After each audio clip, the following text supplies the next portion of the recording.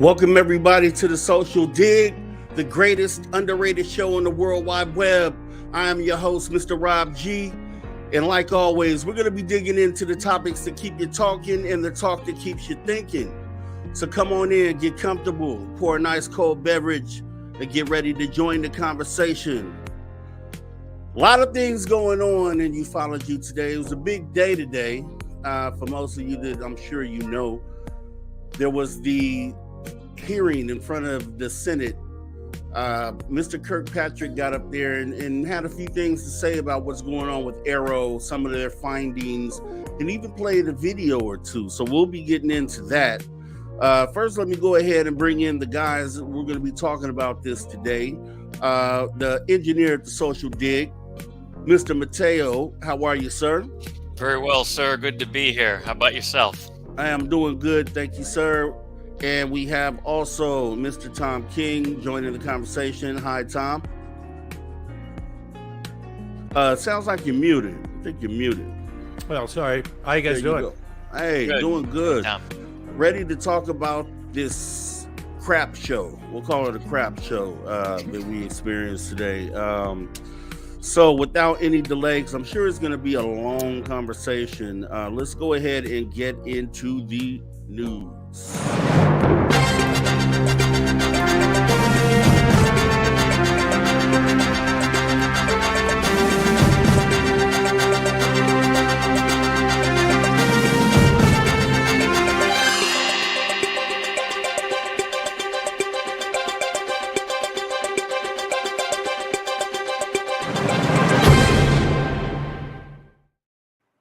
All right. Yeah, like I said earlier, we're going to be getting into the Senate hearing that took place today. You had Mr. Kirkpatrick representing Arrow, and he was asked some questions. Not as many as I would have liked, but yeah, we're going to go ahead and get into that. Let me go ahead and play the first video, and then we will discuss what happened here. Thank you, Chairwoman Gillibrand, Ranking Member Ernst, distinguished members of the subcommittee. Unidentified objects in any domain pose potential risks to safety and security, particularly from military personnel and capabilities.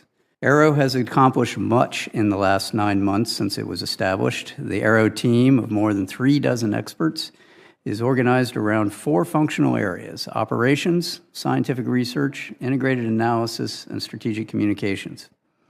In the 9 months since Arrow's establishment, we've taken important steps to involve and improve UAP data collection, standardize the department's UAP internal reporting requirements, and implement a framework for rigorous scientific and intelligence analysis. Meanwhile, consistent with legislative direction, Arrow is also carefully reviewing and researching the U.S. government's UAP-related historical record.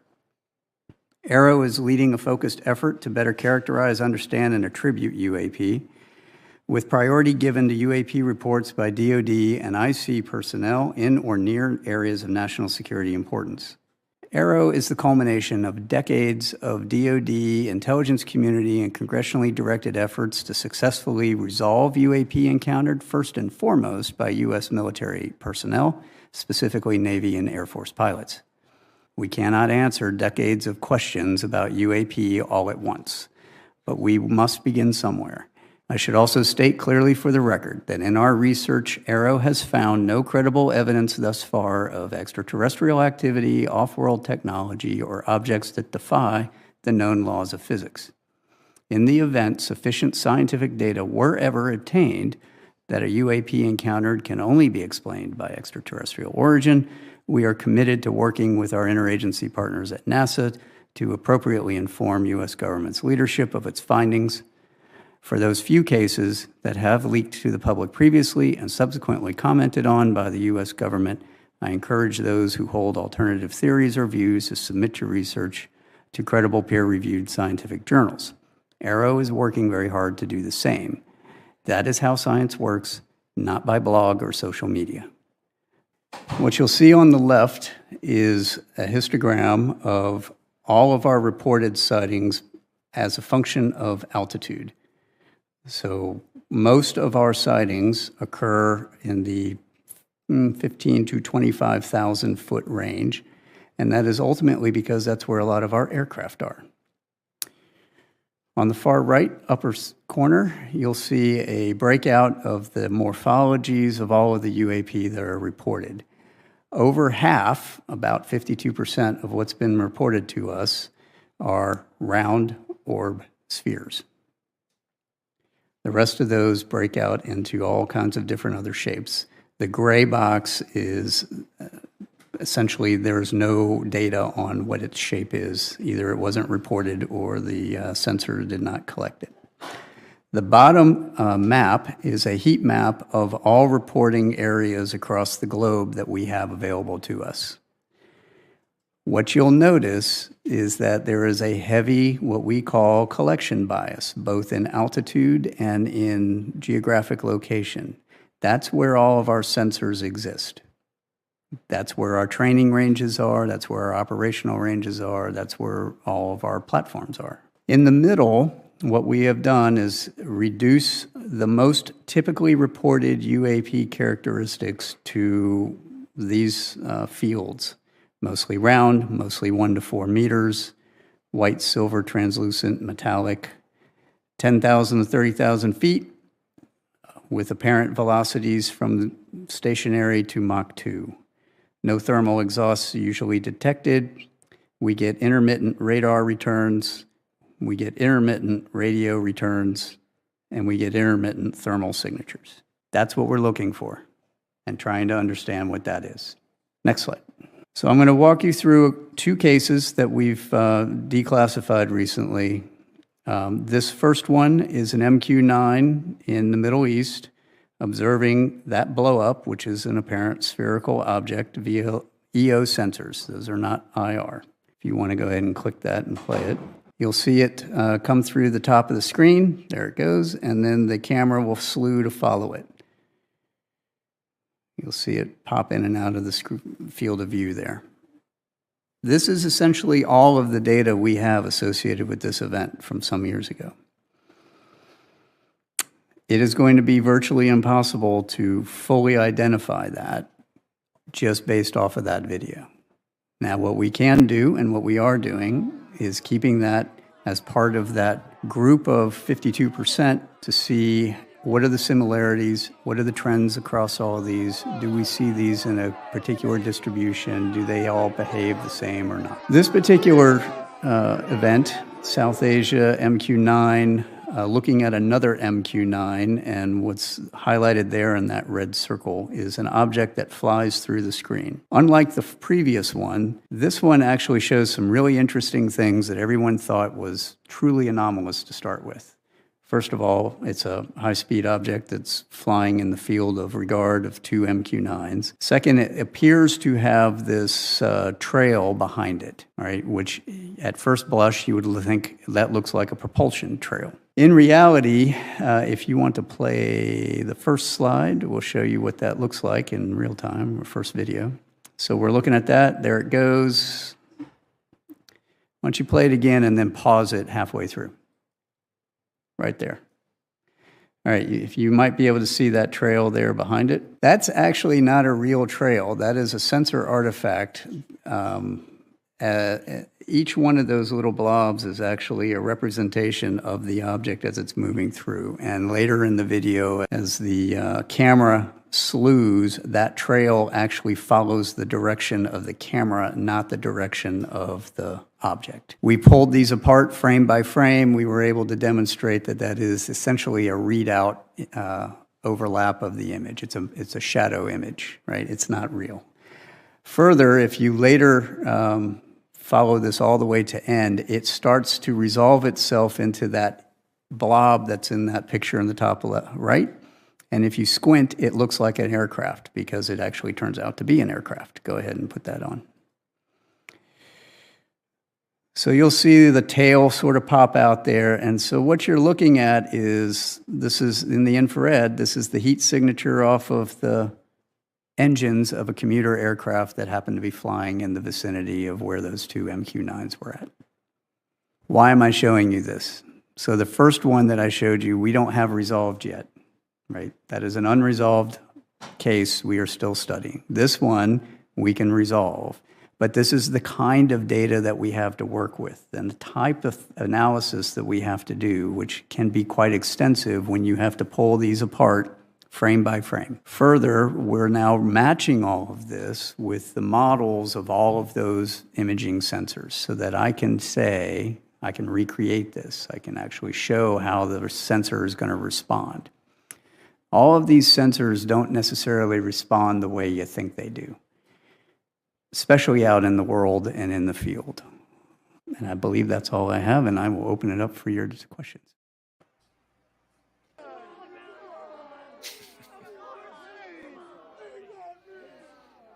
Come on, guys. What's going on with this? What's going on? What's going on with Kirkpatrick? What do you get from what he just said here? What's your opinion? I get several things. First of all, that I'll go backwards. The MQ-9, for those who don't know, is that Reaper UAV, the unmanned aerial vehicle that goes and does a lot of reconnaissance. Where are all the cases that pilots had seen, right? There's clearly more of those that are probably far more interesting. So that's one issue. The point that he made that you highlighted in your clips there, Rob, which was well put together, the talk about none of the evidence is pointing toward anything extraterrestrial at all. I mean, how can he make that statement at this point in time? I don't understand that. That's a very that's a big generalization to be making at this point in this investigation, especially since he did mention earlier that they're doing the analysis of the historical record. And we all know from the NDAA that they are on the hook to deliver a report on that within the 18-month window, which means it's by the middle of next year. There's a lot to unpack here. I'm going to stop and let Tom lend his comments since I'm curious what he thought. Same thing with the slides, the videos, and really nice suit that guy had with the jewelry around the tie. I couldn't quite make that up. Yeah, you're right. That Reaper, from what we just saw in the last video, looks like it's a dual optic system because it had a wide angle, and it looked like it could be anything, just a blob, a Cessna that's just not enough detail. But then they showed the zoom and the detail, and I'm like, okay, how did they do that? Maybe they just had a wide and a super zoom like a Skywatchers use, 2 cameras. So that was interesting. The slide before that, where he was doing a breakdown, is exactly what I've been saying for a long, long time, that the majority of the UFOs you see out there are not the gimbal. It's not the sports model with its belly flying this way. They're very small objects. I've been saying they're the size of bean bags, but they're also squishy. And they have arms and things and appendages that stick out. So if you did have high resolution, you'd be like, what is this, flying COVID? This is very strange looking.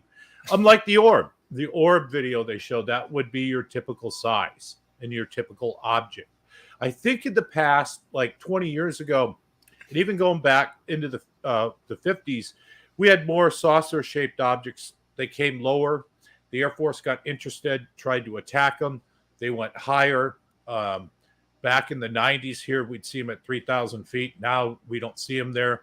So they're small. They said a lot of them are, 50% of them, and the same altitude that I've been reporting, over 10,000 feet up to 30. That's their playground. Sure. And when you're the size of a beanbag and you're flying around up there and you look up with a glare and nobody looks up, they look at their hand, you're invisible for all practical purposes, unless there's somebody out there that has sensors and cameras and wide angle surveillance that can see, then they'd probably go up higher. So there was that. That was interesting. The video that they showed of the orb was interesting. I knew that the government was going to release something again. We're after the gimbal video. It's too much of a dry spell. You've got to give the public something. They're out there with freaking pitchforks at this point, saying we need more than this. But if that's the best they have out of the hundreds of videos, where's the gimbal footage? And let's see what the radar returns and the boomerang it was flying. Where's the rest to go fast? Thank you. Was this another go fast video? So I'll just stop there. And yeah, it's a lot to think about. Yeah, and I was, the positive, let's look at silver lining, I guess. The positive thing that I saw out of this is that it actually gave a breakdown of the shapes. Yeah. Before they were redacted, they were classified, and he gave a breakdown of shapes. And then, to your point, Tom, stated that these things were small, white, which you've seen many of those that fit the exact description. And actually, my objects have fit right in that description as well. So I guess there's at least the admitting that there are some things there. Now, granted, he did turn around and say that he doesn't believe that these things are extraterrestrial, but my objects disappeared. So unless one of these governments have figured out a way to cloak devices, then I'll go with that. But I kind of felt that they opened up a little bit with that. There's a second part to this where he actually talks about, Gillibrand asks about the cases, the amount of cases that he has at this point. So let's look at that real quick. Thank you so much, Dr. Kirkpatrick. Can you just give us some raw numbers of how many UAPs you've analyzed, how many have been resolved, and sort of in what buckets, and then how many are still left to be resolved? Just an update from your January public report where it was 366 or something, and about 150 were balloons and about 24 were drones. Just give us an update if you have one. Sure. So as of this week, we are tracking over a total of 650 cases. Now, the report in January basically said about half of the ones at that time, about 150, were likely balloon-like or something like that. Mm-hmm. That doesn't mean they're resolved. Oh, I see. Okay, so let me walk everyone through what our analytic process looks like. We have essentially a 5-step process, right? So we get our cases in with all the data. We create a case for that event. My team does a preliminary scrub of all of those cases as they come in, just to sort out, do we have any information that says this is in one of those likely categories? It's likely a balloon, it's likely a bird, it's likely some other object, or we don't know. Then we prioritize those based off of where they are. Are they attached to a national security area? Does it show some anomalous phenomenology that is of interest? If it's just a spherical thing that's floating around with the wind and it has no payload on it, that's going to be less important than something that has a payload on it, which will be less important than something that's maneuvering, right? So there's sort of a hierarchy of just binning the priorities because we can't do all of them at once. Once we do that and we prioritize them, we take that package of data in that case, and I have set up 2 teams. Think of this as a red team, blue team, or a competitive analysis. I have an intelligence community team made up of intelligence analysts, and I have an S&T team made up of scientists and engineers and the people that actually build a lot of these sensors, or physicists, because if you're a physicist, you can do anything, right? But they're not associated with the intel community. They're not intel officers. So they look at this through the lens of the sensor, of what the data says. We give that package to both teams. The intelligence community is going to look at it through the lens of the intelligence record and what they assess, and their intel tradecraft, which they have very specific rules and regulations on how they do that. Scientific community, technical community is going to look at it through the lens of what is the data telling me? What is the sensor doing? What would I expect a sensor response to be? And back that out. Those 2 groups give us their answers. We then adjudicate. If they agree, then I am more likely to close that case if they agree on what it is. If they disagree, we will have an adjudication.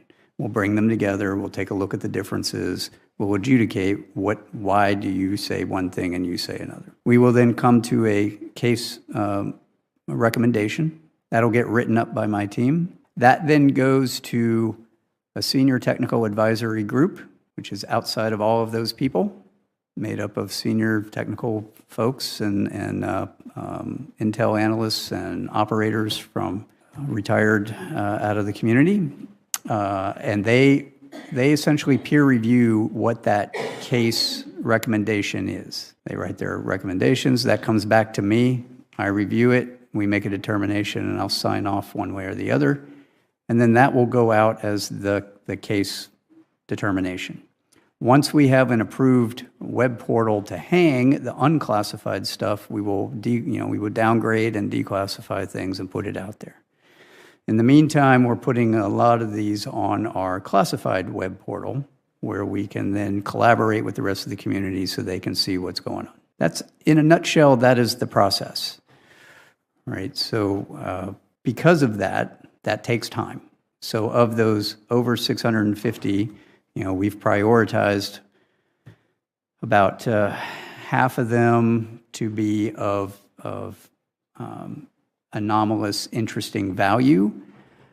And now we have to go through those and go, how much do I have actual data for? Because if all I have is a operator report that says I saw X, Y, or Z, my assessment is A, B, or C, that's not really sufficient. That's a good place to start, but I have to have data. I have to have radar data, I have to have EO data, I have to have thermal data, I have to have overhead data, and we need to look at all that. Now, from a big picture perspective, I still have, that's all still very valuable data. And we're looking at applying a lot of things, new tools, analytic tools like natural language processing. So I can go across all of those reports and look for commonalities. How many of them are being described as round spherical objects that are maneuvering? How many of them are not maneuvering? How many of them seem to have a plume to it or note? That's also going to be very valuable to give us more of a global picture and a trends analysis of what are we seeing, right? And help us get to the determination. So go back to your question, ma'am. We have this next quarterly report will be coming out here pretty soon. Our next annual report, you all have given us, moved it up to June, July. We're going to be having that done about that time frame, and we will have we'll be combining a whole number of reports into that one. I think we're currently sitting at around 20 to 30-ish are about halfway through that analytic process. A handful of them have made it all the way out to the other side, gone through peer review. We've got case closure reports done and signed.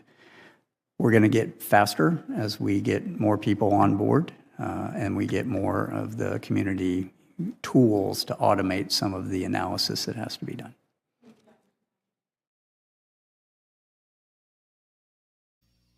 Yeah. Oh, lucky us, right? So he looks at the data, and depending on what data's there, he determines on if it's closed or not, and then on to the next.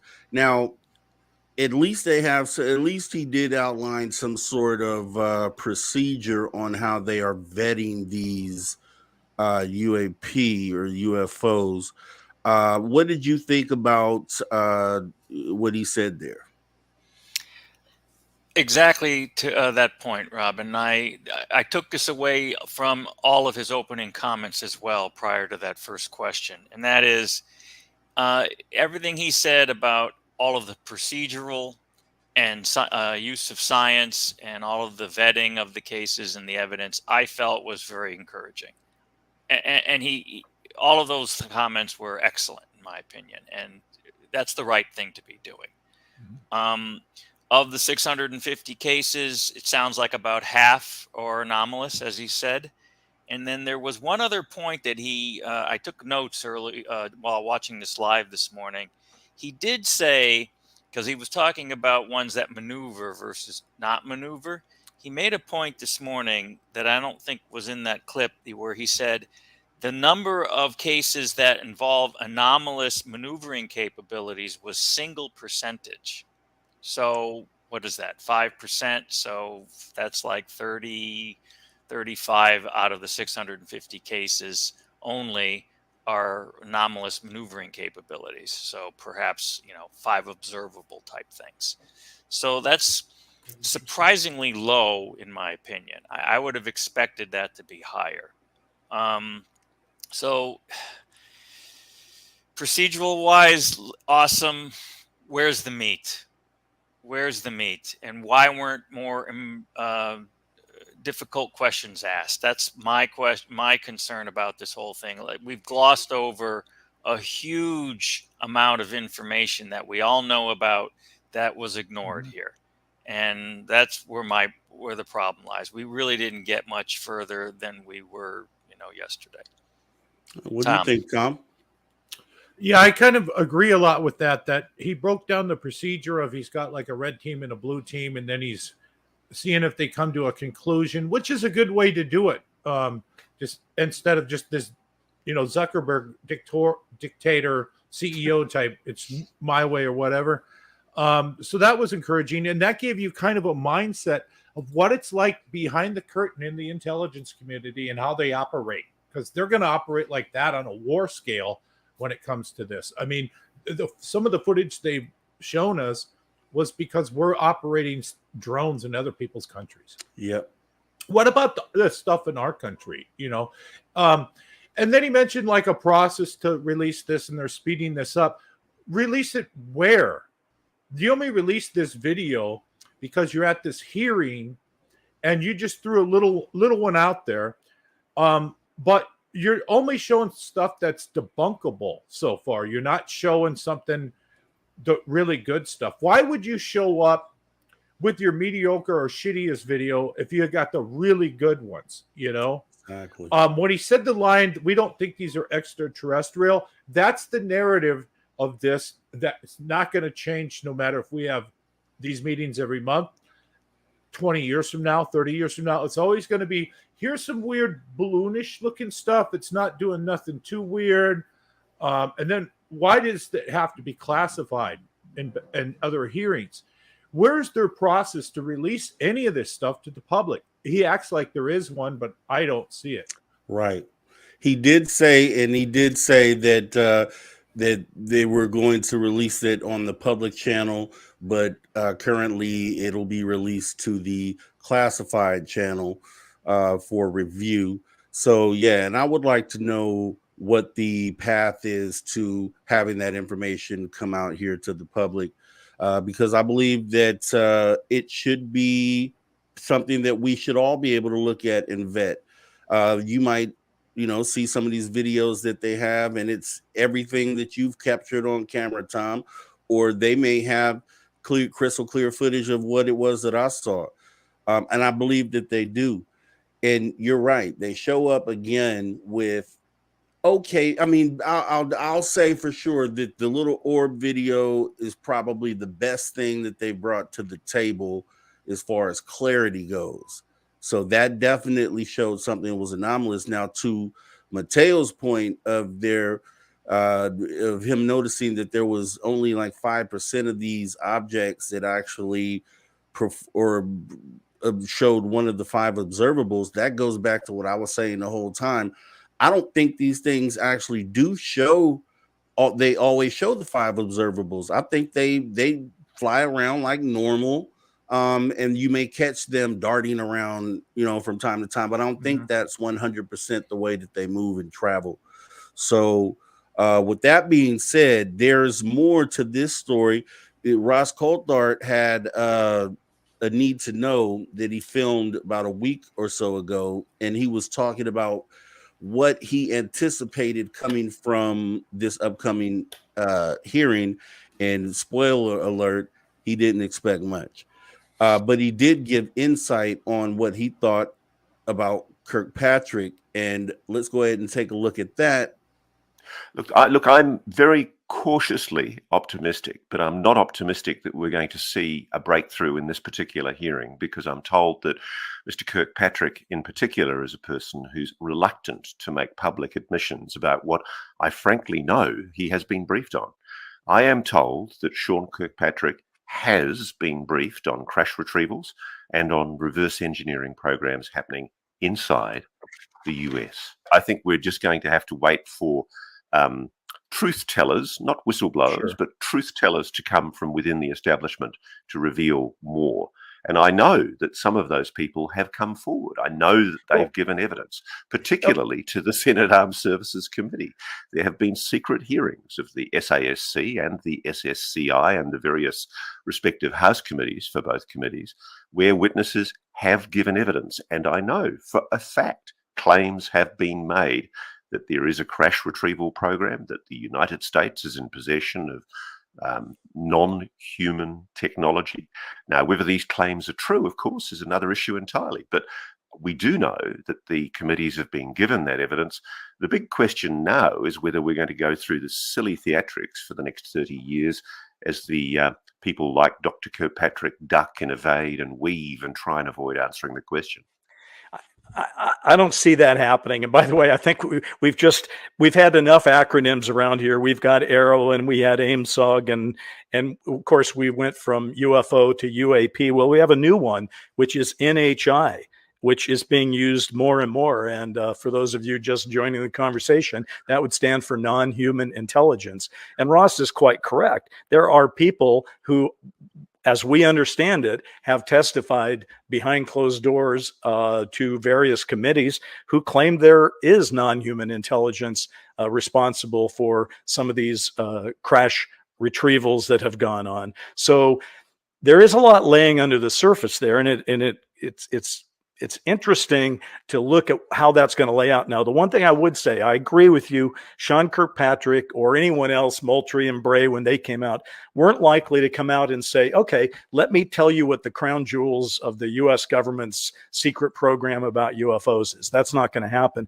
But what is happening, I believe, is the beginning of a process. And the process is to bring in Sean Kirkpatrick, who is the new leader of a new organization dedicated to studying UAP. And I think he lays down the predicate. He basically defines the field. He allows people to do a little fencing in public and talk about it. Well, there will be other witnesses. He's just the first guy out of the box because he gets that honor by running the program. But what happens when we start calling in some of those whistleblowers? Do they only testify behind closed doors? Or do you think we'll see some of those whistleblowers who have said some of those fantastic things in classified hearings? Do you think we're going to see some of those people saying some of the same things in public hearings? Or is that just too much to hope for? We're certainly not going to see it in this hearing coming this Wednesday on April the 19th. What I do think is there is going to probably be a hearing before one of the House committees, probably the Oversight Committee or maybe the House Armed Services Committee. That's still being negotiated. But I would be looking at a date around the 13th of June. That's what I'm told. I'm told it's going to take a few weeks to put this together, but the date that's been put into my head by certain sources is the 13th of June. We're recording this half a week or more from when that hearing is going to be happening before the Senate subcommittee. Then, as Ross pointed out, in June, maybe even the 13th, we'll see how accurate your source is on that. June 13th would be another committee hearing, but that would be a House hearing, as I understand it. Is that correct? Yes, 13th. It would be. Yeah, definitely a House hearing. Yeah. Ross Coulthard getting down to the bare bones, the facts. So he predicted exactly what Kirkpatrick was going to get up there and do. He didn't expect much from this hearing. I mean, and truthfully, neither did I. I didn't think that this was going to be, a bombshell dropped, during this hearing. I knew it was going to be more of the same, more misdirection. But he says that he knows for a fact that Kirkpatrick has been briefed on crash retrievals and all this information. So Kirkpatrick's going to sit up there and essentially, knowing that he has all this information, he's going to give us what he gave us there today. So do you think they'll call him for the House hearing that's rumored to be on June 13th? What do you think about that? I think they will, but the House may, since the House consists of people like Tim Burchett and others, Gallagher and others who were already fed up with this, we might see a a different set of witnesses called in. Here's something important that dawned on me while we were just listening to Russ Coulthart's clip. Sean Kirkpatrick is the head of AARO, the All-Domain Anomaly Resolution Office, and he's talking about UAP, Unidentified Anomalous Phenomenon, I guess as it was renamed in the NDAA. He doesn't have anything to do with crash retrieval programs or abductions or cattle mutilations or any of the other historical record that we all know has been getting talked about, and maybe he did get briefed on crash retrievals, but that has nothing to do with UAP cases that he's analyzing. So I bring this up because this is kind of his out, right? He doesn't have to talk about that. He doesn't have to tell us what he knows. We were all hoping that he would talk about that and at least say, yeah, there's crash retrieval programs out there. He doesn't have to talk about that because that's completely outside the realm of his responsibility. All he has to talk about are the UAP cases that he has on his docket, and that's it. And so we need to stop right now expecting anything more than that from him, because it's not going to come from there. Tom. True. I feel bad for everybody who thought that a something burger was coming and they were going to have proof and they'd say, yeah, we did find, ET evidence, but no, that's not going to happen. And as far as the proceedings in June, that doesn't matter. That's just going to be more of this crap. You're not going to get any more than this. This is Lucy in the football. You're going to be let down time after time after time. Us people who've been in this field for a while, we've seen how this works.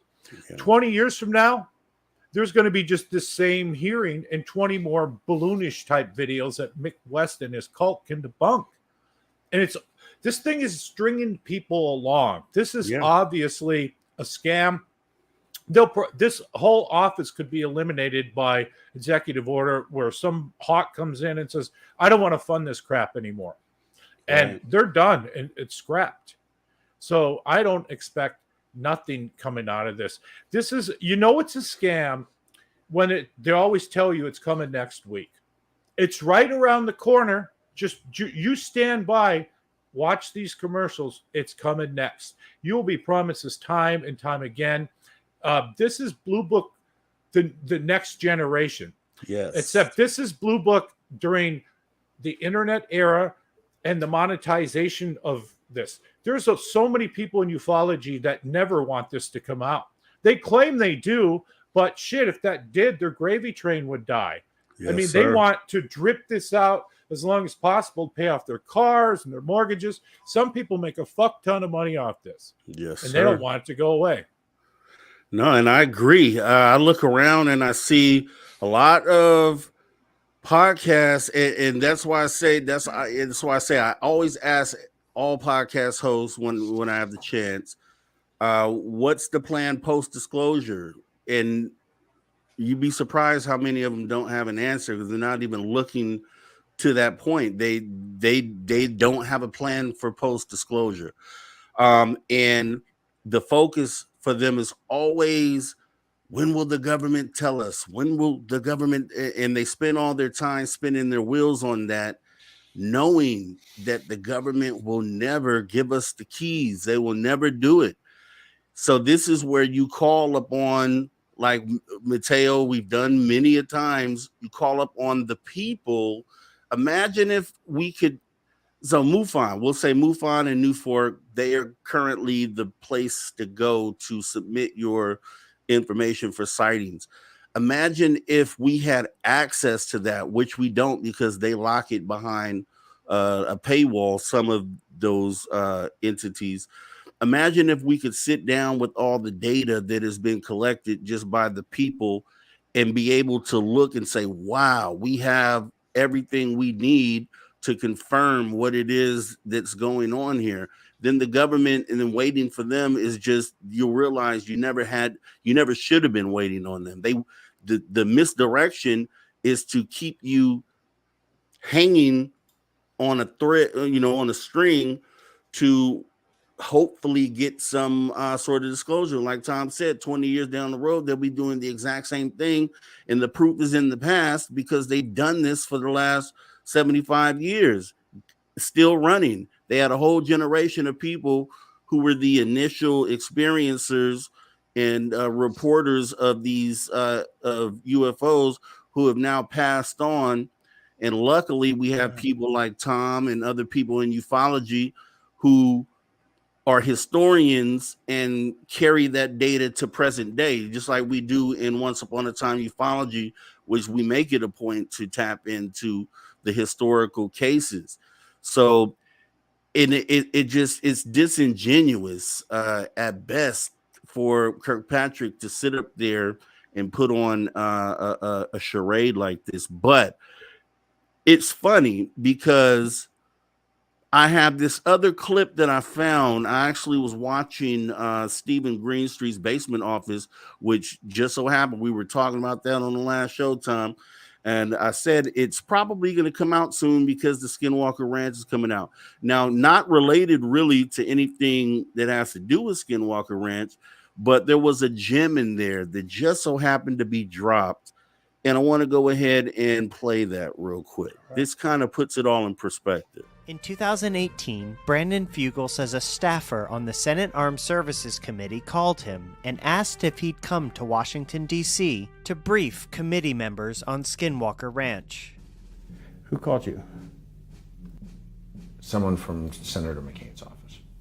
At the time, Senator McCain was the head of the Senate Armed Services Committee, and the staffer that called Fugel was Thomas Kirk McConnell, who worked and works on the committee staff. Fugel says he prepared this PowerPoint presentation on Skinwalker Ranch and then flew to D.C. for the briefing. We go into this huge briefing room. He shows me photos taken during the briefing. In the photos, I saw men in suits that I didn't recognize, but some other faces were familiar. Here's the interesting thing. As we commenced the presentation, I was interrupted by the gentleman at the head of the table, and he said, wait, before we proceed any further, I want to establish an understanding.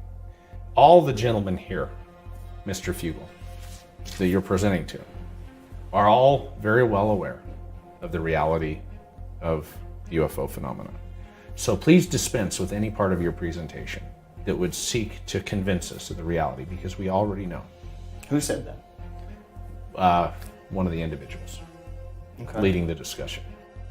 A source familiar with this briefing told me that this was Sean Kirkpatrick. Kirkpatrick is the director of the Pentagon's current UFO office called the All-Domain Anomaly Resolution Office, or AARO. I reached out to the Senate Armed Services Committee to confirm and ask about this 2018 meeting with Fugel, and I immediately got the runaround.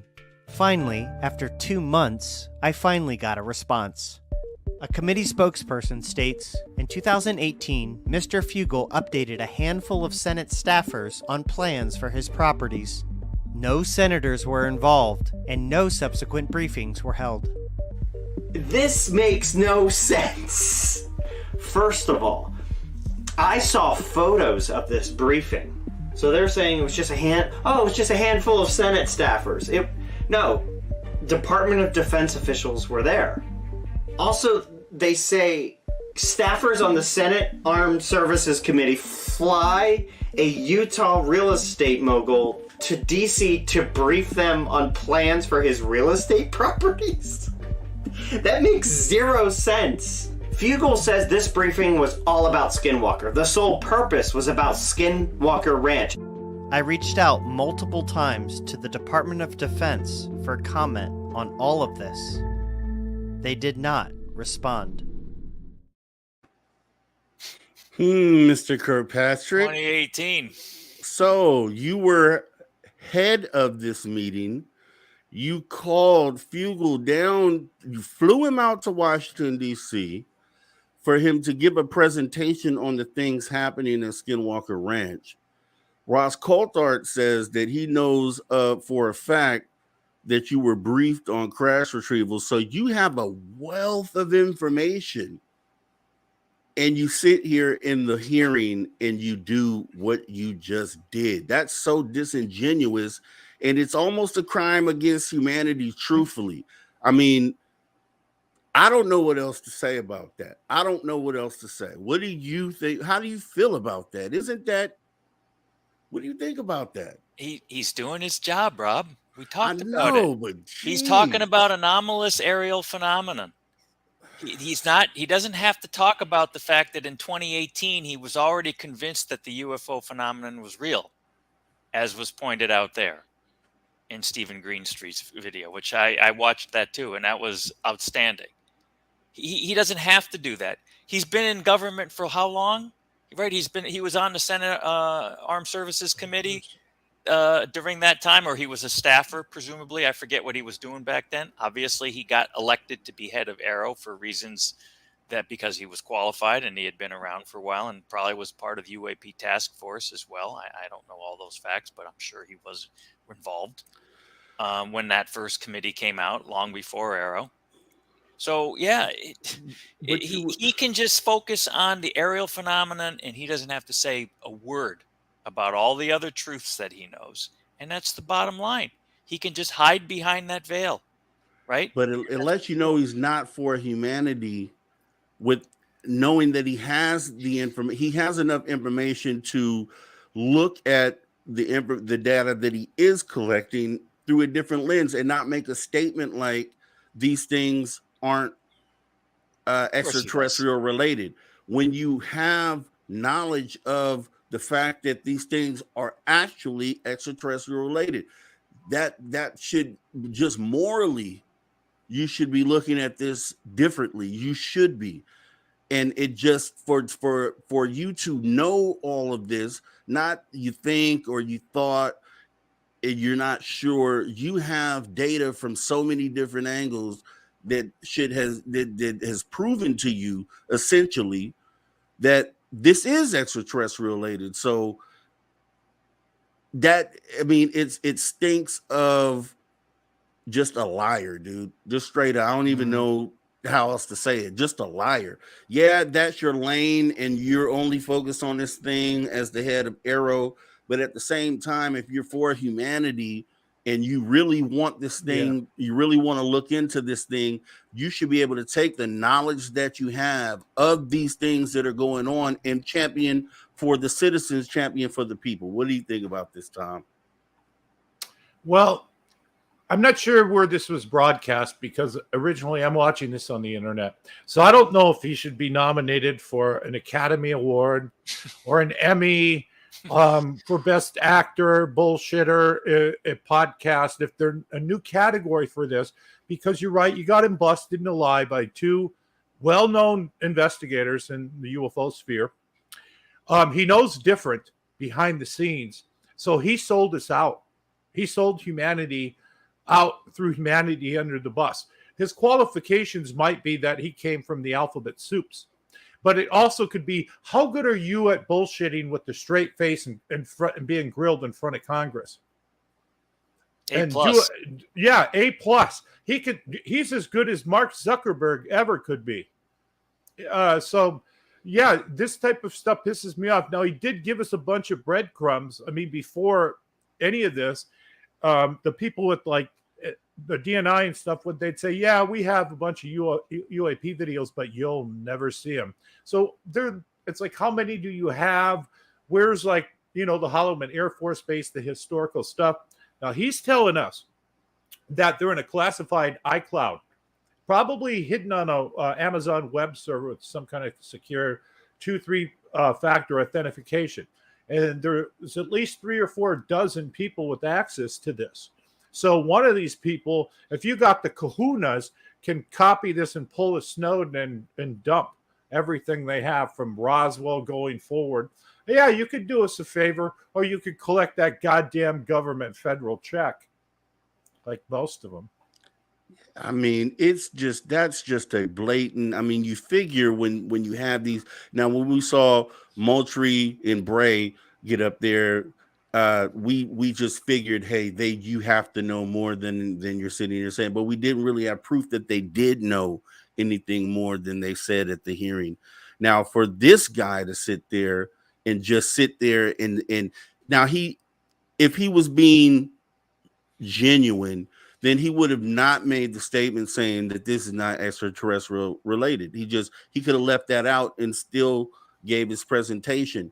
But for you to make that statement knowing that you've been in briefings, you've been in rooms where information was shared with you to the contrary, then that, like, you should step down from your position, truthfully. I mean, this is one of those times where if you've been proven to not tell the truth, so you should not be trusted in the position that you're in to gather this data, because we will not accept what you say as truth because you've already tainted that with everything that we saw here. So we're going to take this video, we're going to chop this part of it off, and we're going to make this its own segment. We're going to tag Gillibrand. We're going to title the video Kirkpatrick is full of shite. And we're going to, and because I hope she's aware of this already, but the people that are going to be able to jam these guys up in a room, whether it's publicly or in a classified setting, you need to go into the meeting aware of this information so that you can you don't have to do it in front of the public if you don't want to. Do it behind closed doors, but just do it. What do you think about this, Mattel? It's not going to happen.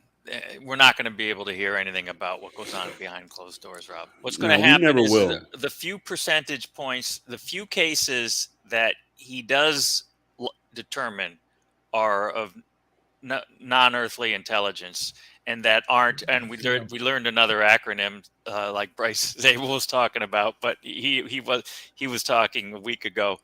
We learned the acronym SEP today, someone else's problem. Anything that is an SCP and is truly anomalous and very likely that rubbed me the wrong way. Not terrestrial, not of terrestrial origin, is going to immediately go into the classified bucket.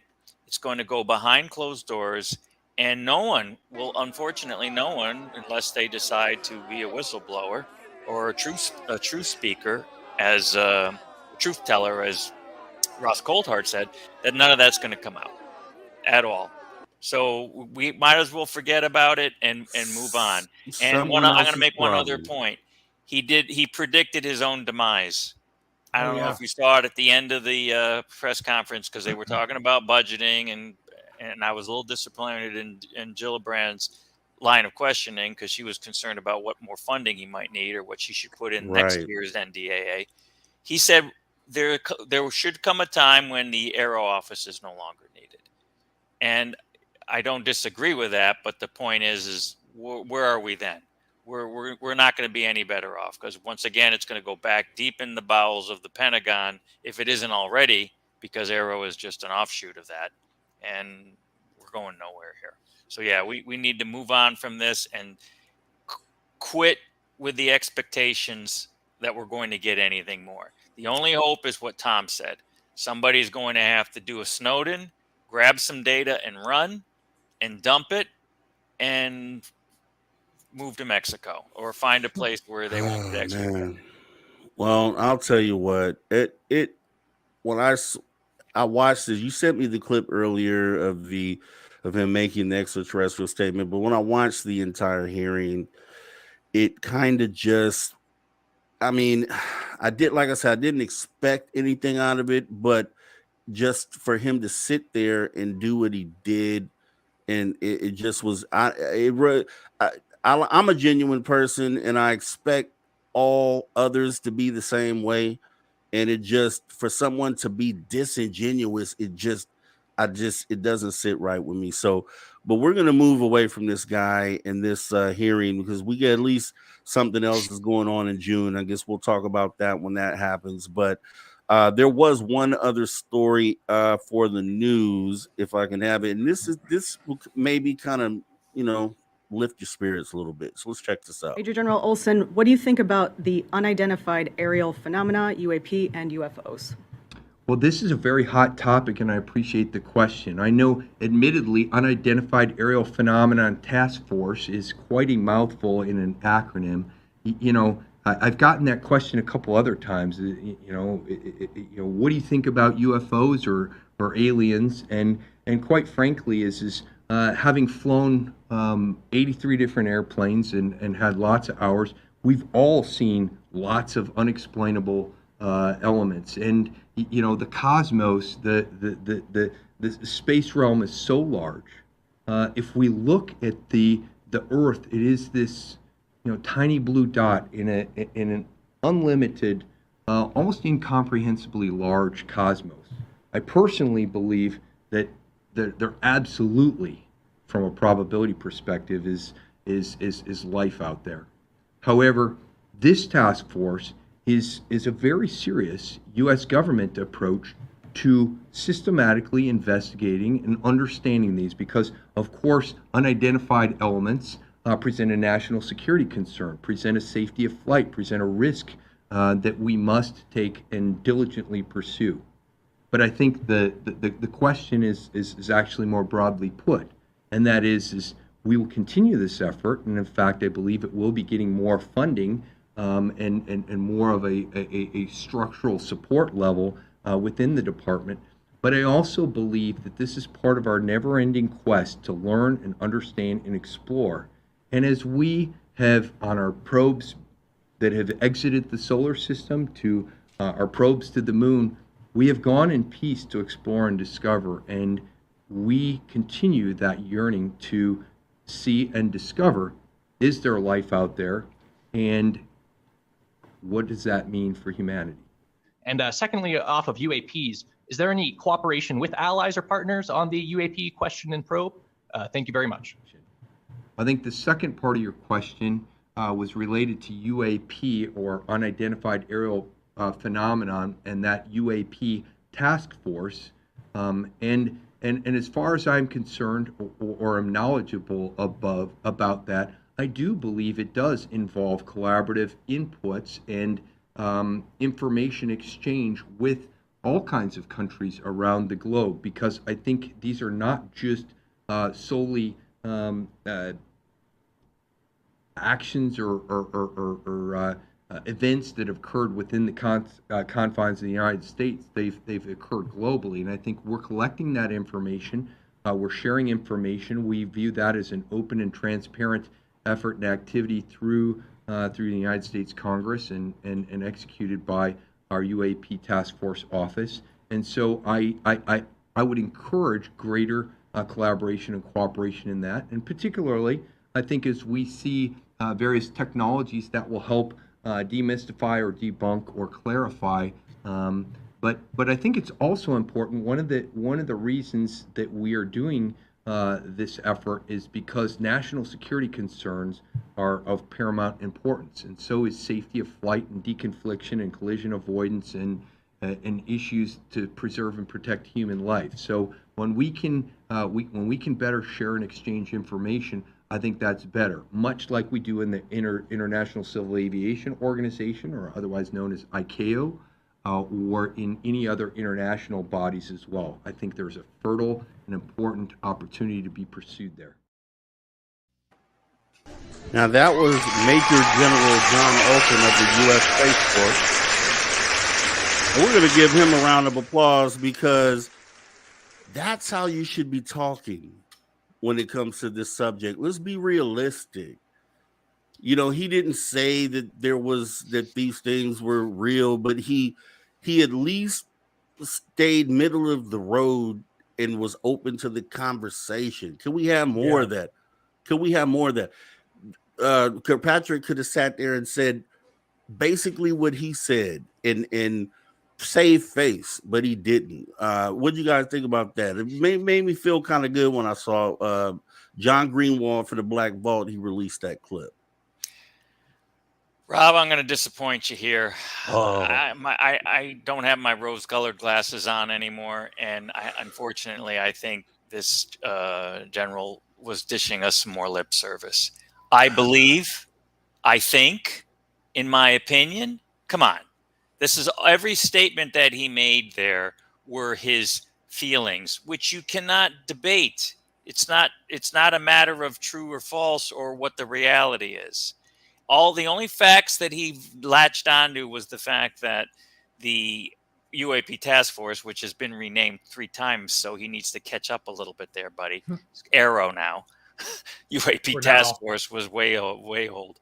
He he just talked about the national security concern, right? Which is legit, of course. We all know that. If China's got some sort of tech, we need to understand it. But the rest of it, I think he was just offering his opinions, which, yes, he's open-minded guy. I like that. I appreciate that. Applause for that aspect. But he didn't give us anything other than his opinion and the fact that he's a potential. He doesn't discount the fact that there's likely life elsewhere in the universe.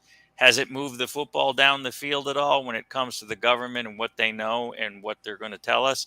Not at all. So sorry, but that's how I read that. No, that's cool. What do you think, Tom? How did you interpret this? Yeah, well, that might be his opinion, but not the Air Force's opinion. And yeah, he's a little, not a little late to the party. The Navy's been kind of operating like this for a while. He's not the best public speaker, but he can fly 82 aircraft, so he seems like a smart guy. But he did, he danced around the words quite a bit. But when, he come out and he said, he later dropped national security talking point. That's where all this is heading to, is this is all going to be locked up behind national security stuff. And I have a feeling that when they say that they're collecting hundreds of these new cases, you have to just think, well, it's not like the military has people sitting on battleships with the P-1000. This is most likely all FLIR collections, or I would like to see a pie graph breakdown of the collection. What's the recording device? Sensors? Is it cameras? Is it FLIR? Is it verbal? Is it, what's the breakdown? I have a feeling that out of these cases, one of the reasons they don't want to tell us about any of this stuff, even if they're balloons in many of these cases, is because the United States is spying on all of our allies and all of our enemies. We treat them all the same.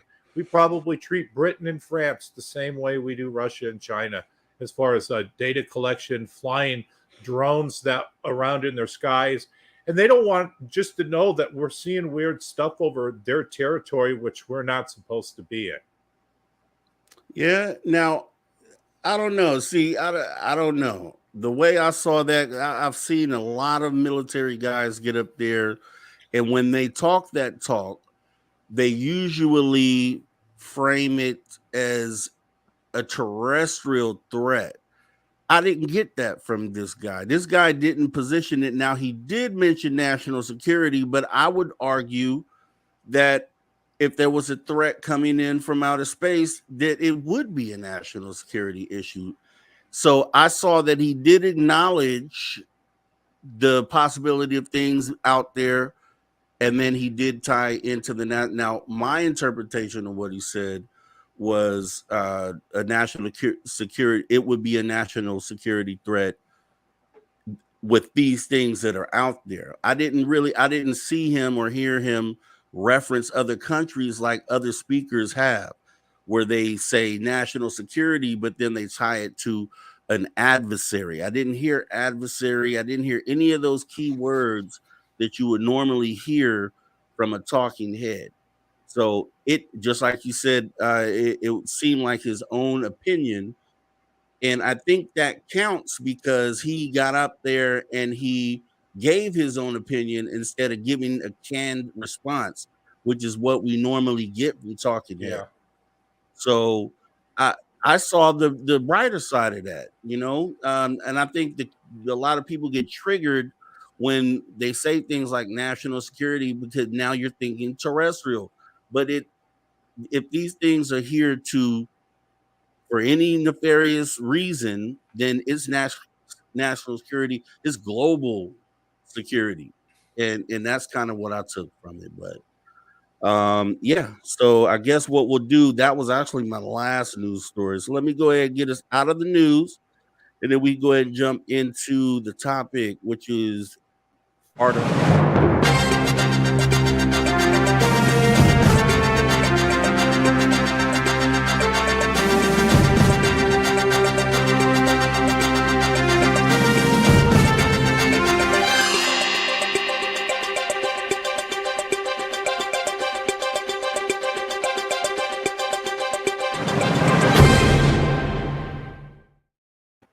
All right, so AI versus humanity could be good, could be bad.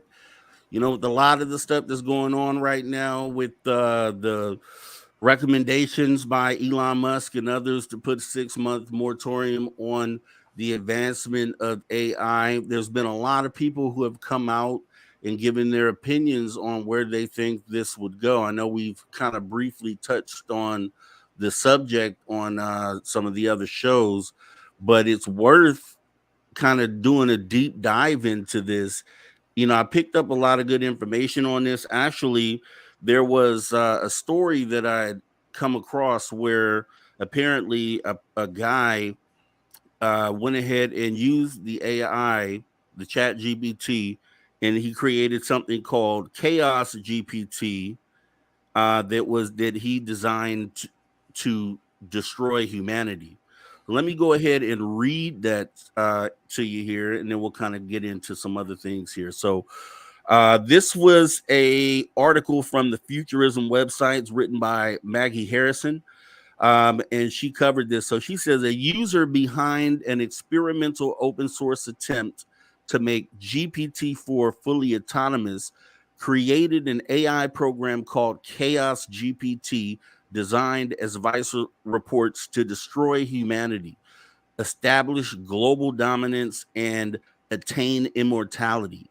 Chaos GPT got to work almost immediately, attempting to source nukes and drum up support for its cause on Twitter. It's safe to say that Chaos GPT wasn't successful, considering that human society seems to still be intact. Even so, the project gives us a unique glimpse into how other AI programs, including closed source programs like ChatGPT, Bing Chat, and Bard, might attempt to tackle the same command. So apparently there was a 25-minute long video. I tried to get access to it. It wasn't up. And also the Twitter account that the Chaos GPT created has been suspended by Twitter. So as seen in a roughly 25-minute long video, Chaos GPT had a few different tools at its world-destroying disposal. Quote, internet browsing, file read write operations, communications with other GPT agents, and code execution. Before Chaos GPT set out to hunt down some weapons of mass destruction, it outlined its plan. So this is in quotes. This is Chaos GPT's thoughts. It says, I need to find the most destructive weapons available to humans so that I can plan how to use them to achieve my goals, reads the bot's output.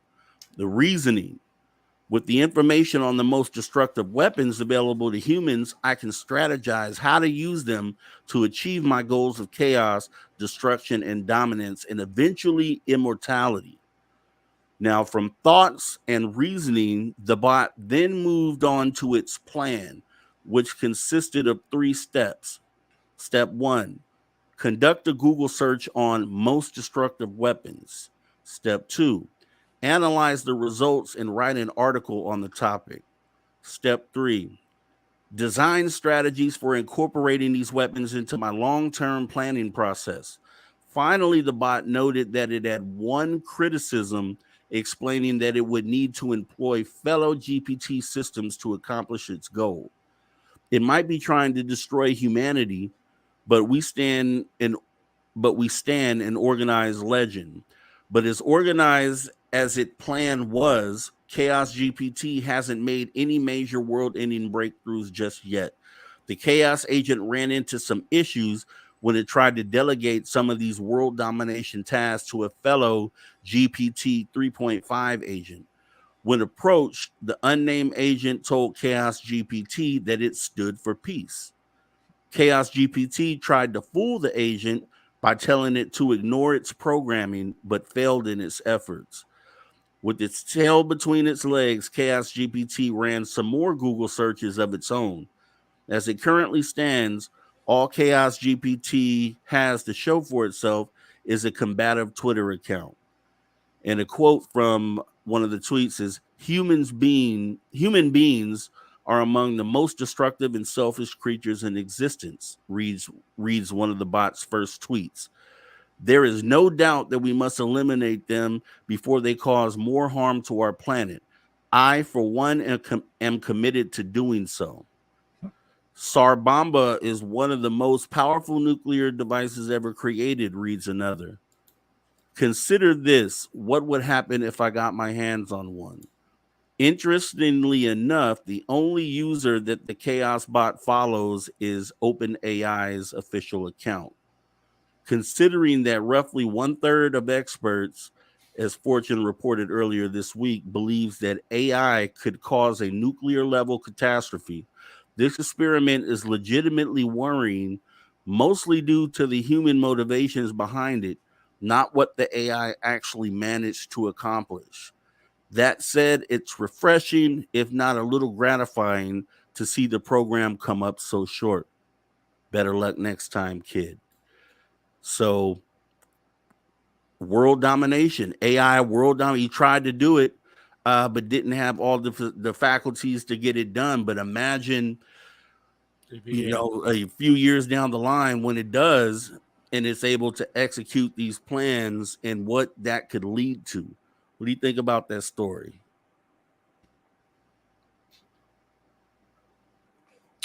You want me to go first? Sure.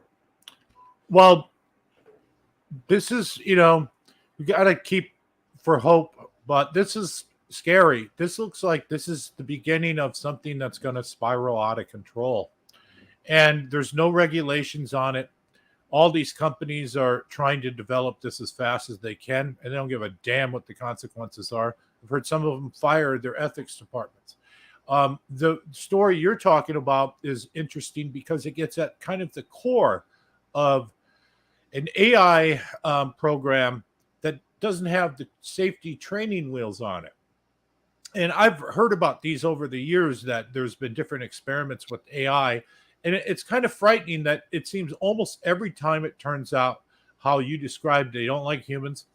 A lot of times they're racist and they say terrible things. And I'm thinking, where are they getting this from? So if you don't have these safeguards on them, it seems like, the Chaos AI seems almost like just AI in its purest form, which seems dangerous, where, I'll go out and build a nuke and blow everything up. I mean, Google is just, their CEO the other day said, our AI went and learned a language and we didn't tell it to. And we don't know exactly how this works. Well, then unplug this shit, man. Unplug it. You mentioned Elon Musk. His pause, just like everything that comes out of his mouth, is shovels of bullshit on this bullshit mountain. The only reason he wants a pause on this is so his technology companies can catch up, because he's behind. Now, I read that he recently bought 10,000 GPUs at about $10,000 a piece, which are, I guess, the engine that runs the AI type of stuff. And just months ago, he had his really bad, shitty humanoid Tesla robot out there. Now, he's going to want AI in that. So this is a hypocrite.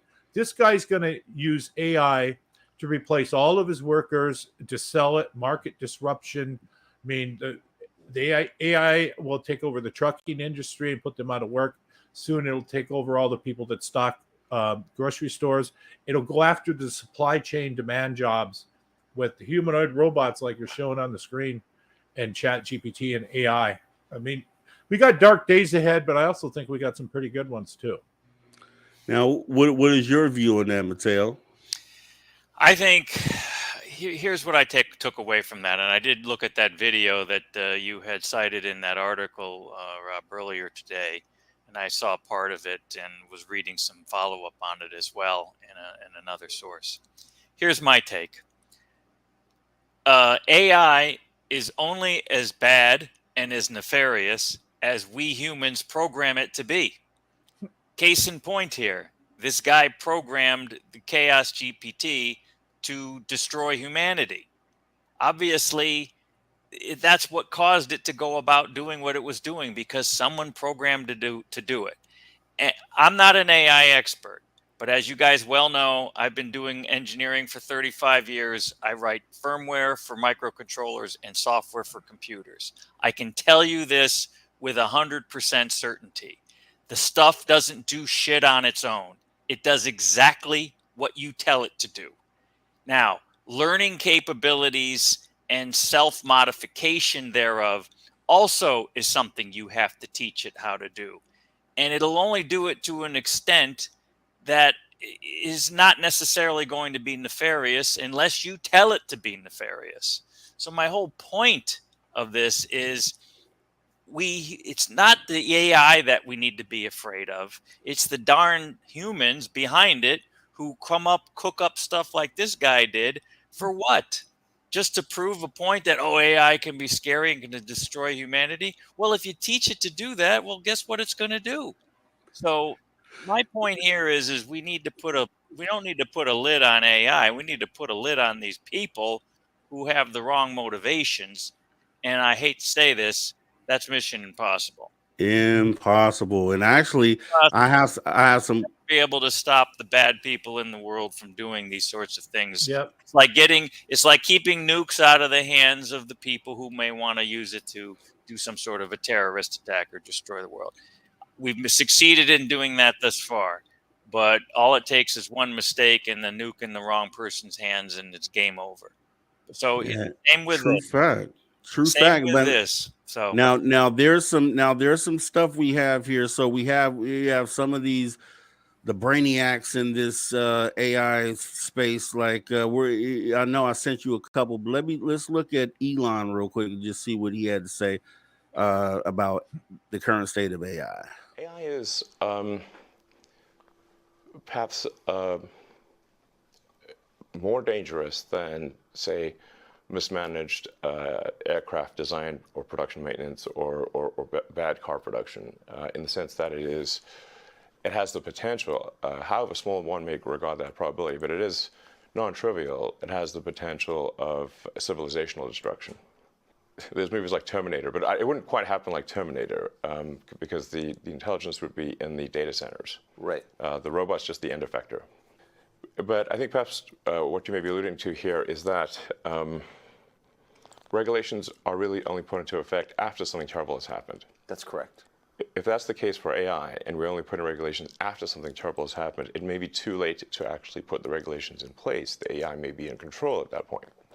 You think that's real? It is conceivable that AI could take control and reach a point where you couldn't turn it off, and it would be making the decisions for people. Yeah, absolutely. Absolutely. No, that's definitely where things are headed, for sure. So you want specious incentives here, incentives that yes, I think we want pro-human. Yeah. Let's make the future good for the humans. Yes. Yes, because we're humans.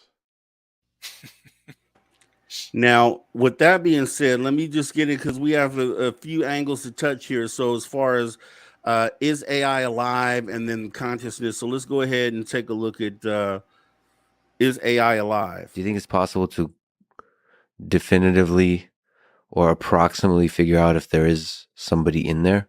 If there's something like a mind inside this large language model? I mean, there's a whole bunch of different sub-questions here.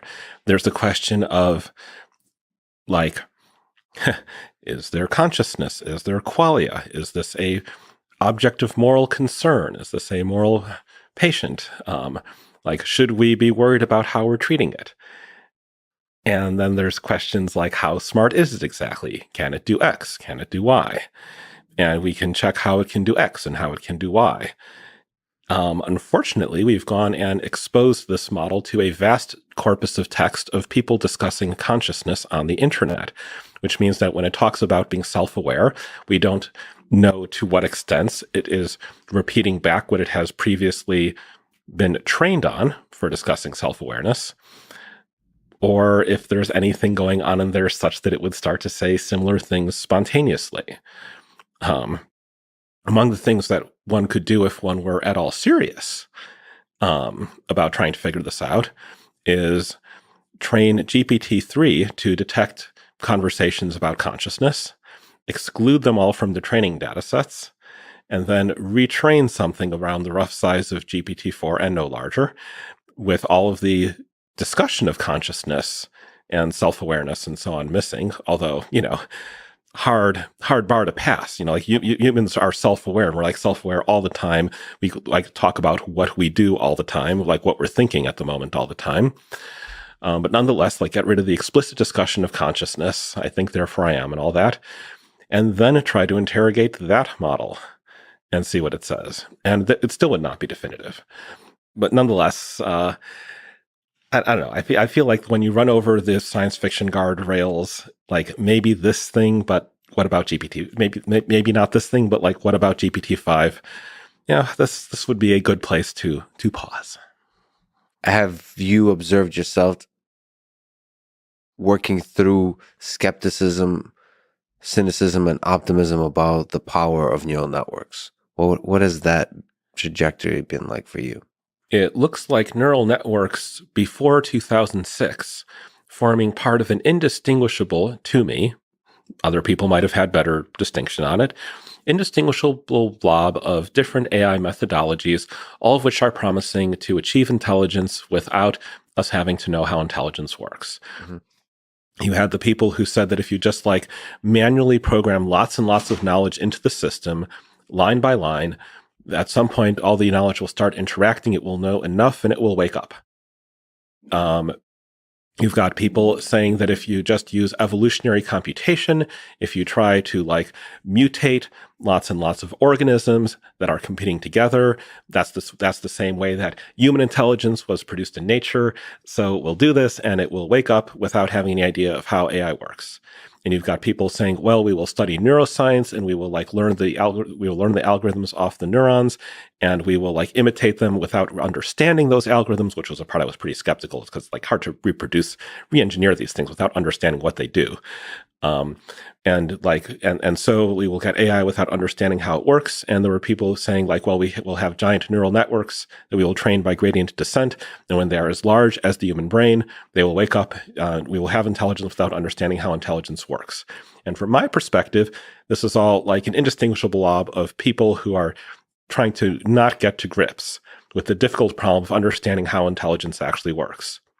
That said, I was never skeptical that evolutionary computation would not work in the limit. Like you throw enough computing power at it, it obviously works. That is where humans come from. And it turned out that you can throw less computing power than that at gradient descent if you are doing some other things correctly. And you will get intelligence without having any idea of how it works and what is going on inside. It wasn't ruled out by my model that this could happen. I wasn't expecting it to happen. I wouldn't have been able to call neural networks rather than any of the other paradigms for getting like massive amount like intelligence without understanding it. And I wouldn't have said that this was a particularly smart thing for a species to do, which is an opinion that has changed less than my opinion about whether you can or not you can actually do it. Now that was his opinion on, and we have a second piece to this for the AI consciousness. So we'll do that, and then we'll kind of talk about it afterwards. So let's check this out. Do you think GPT-4 is conscious? I love this question. So let's define consciousness first, because in my experience, like 90% of all arguments about consciousness boil down to the two people arguing having totally different definitions of what it is, and they're just shouting past each other. Is GPT-4 conscious? Does GPT-4 have subjective experience? Short answer, I don't know, because we still don't know what it is that gives this wonderful subjective experience that is kind of the meaning of our life, right?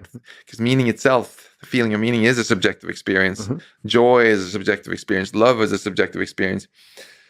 We don't know what it is. I've written some papers about this. A lot of people have. Giulio Tononi, professor has stuck his neck out the farthest and written down an actually very bold mathematical conjecture for what's the essence of conscious information processing. He postulates that consciousness has to do with loops in the information processing. So our brain has loops. Information can go round and round. In computer science nerd speak, you call it a recurrent neural network, where some of the output gets fed back in again. And with his mathematical formalism, if it's a feed-forward neural network where information only goes in one direction, like from your eye, retina into the back of your brain, for example, that's not conscious. So he would predict that your retina itself isn't conscious of anything. Or a video camera. Now, the interesting thing about GPT-4 is it's also just one-way flow of information. So if Tononi is right, GPT-4 is a very intelligent zombie that can do all this smart stuff but isn't experiencing anything. And this is both a relief in that you don't have, if it's true, in that you don't have to feel guilty about turning off GPT-4 and wiping its memory whenever a new user comes along. But it's also creepy that you can have very high intelligence, perhaps then that's not conscious. Because if we get replaced by machines, well, it's sad enough that humanity isn't here anymore, because I kind of like humanity. But at least if the machines were conscious, they could be like, well, but they are our descendants, and maybe they have our values, and they're our children. But if Tononi is right, and these are all transformers that are not in the sense of Hollywood, but in the sense of these one-way direction neural networks. So they're all the zombies. That's the ultimate zombie apocalypse now. We have this universe that goes on with great construction projects and stuff, but there's no one experiencing anything. That would be like the ultimate depressing future. So I actually think as we move forward towards building more advanced AI, we should do more research on figuring out what kind of information processing actually has experience, because I think that's what it's all about. And I completely don't buy the dismissal that some people will say, well, this is all bullshit because consciousness equals intelligence. But I also worry that we humans will discriminate against AI systems that clearly exhibit consciousness, that we will not allow AI systems to have consciousness. We'll come up with theories about measuring consciousness that will say this is a lesser being. And this is I worry about that, because maybe we humans will create something that is better than us humans in the way that we find beautiful, which is they have a deeper subjective experience of reality. Not only are they smarter, but they feel deeper, and we humans will hate them for it. As human history has shown, they'll be the other. We'll try to suppress it. They'll create conflict. They'll create war. All of this. I worry about this too. Yeah, so I've got a couple more, and then we could just get to the conversation. We'll get these out the way. So this is the AI threat, and this is we'll go with that. At the core of your belief that maybe you can correct me, that AI is going to kill all of us, is that the alignment problem is really difficult. I mean, in the form we're facing it.